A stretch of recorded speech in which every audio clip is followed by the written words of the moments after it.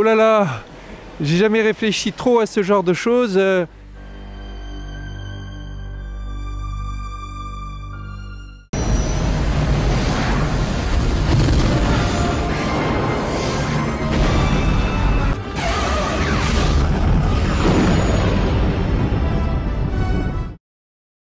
que vous pensez que c'est possible qu'il y ait des explosions, voire du son dans l'espace ou non? Bien sûr, oui, oui, bien sûr. Pourquoi? Parce que ça c'est une réalité, le son il est dans l'espace, on l'entend quoi. Écoutez, il faut pas faire semblant de savoir quand on sait pas. Si on arrive à le faire avec les fusées, normalement ça marche. Le son c'est une vibration de l'air et vu qu'il n'y a pas d'air dans l'espace, du coup il n'y a pas de son. Le son qui n'existe pas dans l'espace apparemment, ce que j'ai cru comprendre. C'est parce que la nature nous réserve aussi. Il n'y a pas d'air donc le son on l'entend pas, le son peut pas se déplacer et il n'y a pas d'oxygène qui est nécessaire au feu. Non, je vois pas trop ce qui est choquant. Pour une explosion, il faut au moins un peu d'oxygène. Il y a l'oxygène dans le vaisseau, on peut l'utiliser pour faire brûler l'affaire.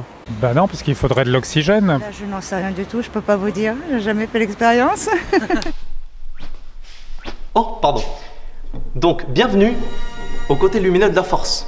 Donc oui, on a essayé de convaincre George du fait que le son n'était pas une onde électromagnétique comme la lumière.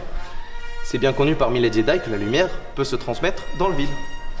Mais les ondes mécaniques, le son en ondes de la force, c'est la première erreur à ne pas commettre dans l'école des Jedi. Les ondes mécaniques ont besoin d'un milieu pour se propager. Donc quand je fais une perturbation, par exemple je fais vibrer mes cordes vocales, celles-là elles transmettent une énergie aux molécules qui sont aux alentours. Et celles-là retransmettent l'énergie de proche en proche jusqu'à nos oreilles. C'est pour ça qu'on entend le son.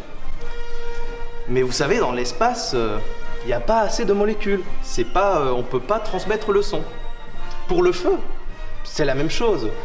On a besoin de l'air aussi, notamment de l'oxygène, pour pouvoir faire la combustion, et donc le feu. Et bien évidemment, il s'est aussi trompé là-dessus, George. Mais entre nous, il est un peu têtu.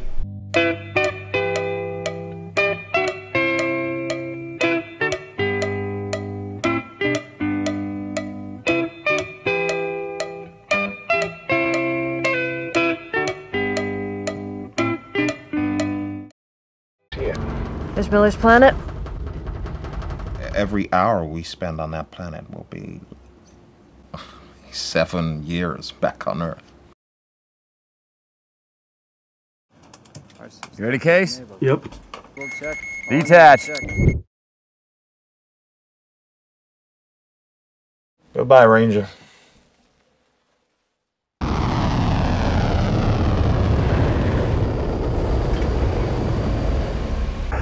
Let's go. Go, go, go, go, go!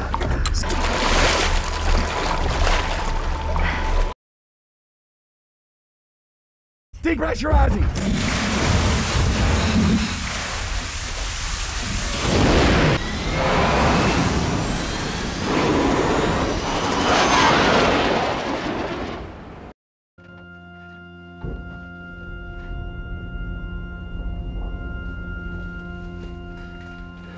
Hello, Ron?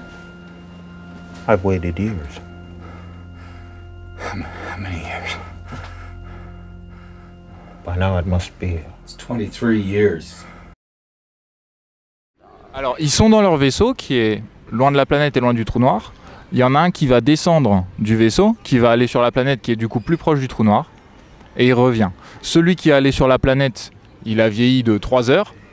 Et celui qui n'y est pas allé, lui, il a vieilli de 23 ans. Oula. Est-ce que physiquement ça vous paraît possible? Moi j'ai jamais vraiment compris ces principes. Normalement non, en principe non, mais voilà. Bah, si tu vas plus rapidement que la lumière, théoriquement c'est faisable. Moi je suis pas un expert en physique mais bon le temps il est relatif. Toi, pourquoi est-ce que ce serait possible? Je sais pas, moi ça me semble pas cohérent qu'il y ait des temps, que les temps passent différemment entre les personnes. Quoi. Ok, ensuite toi. Alors clairement je n'ai pas tout à fait compris cette théorie, mais visiblement Einstein a dit que la 4ème dimension c'était le temps. Du coup si le temps est une dimension, alors elle peut changer à certains endroits. Peut-être. Possible, ouais, peut-être. Ok. Alors moi dans le film justement j'avais rien compris, du coup C'était fait? nous est expliqué par Einstein lui-même. Grâce à sa théorie de la relativité générale, il a su montrer qu'un objet massif ne déforme pas seulement l'espace autour de lui, permettant par exemple aux planètes d'orbiter autour du Soleil, mais il déforme également le temps autour de lui. Ainsi, prenons un trou noir, les objets les plus denses de l'univers, une horloge tombant vers celui-ci verra son tic-tac ralentir par rapport à celui d'une horloge restée à distance. Un exemple qui vous parlera peut-être plus est que le noyau de la Terre, plus proche de la plupart de sa masse, est 2 ans plus jeune que sa surface. C'est à cet effet qu'a été soumis Romilly lors du voyage de ses collègues vers la planète Miller. Ainsi, l'horloge interne des 2 voyageurs s'est vue ralentie du fait de leur proximité au trou noir, tandis que Romilly, lui, continuait de vieillir normalement.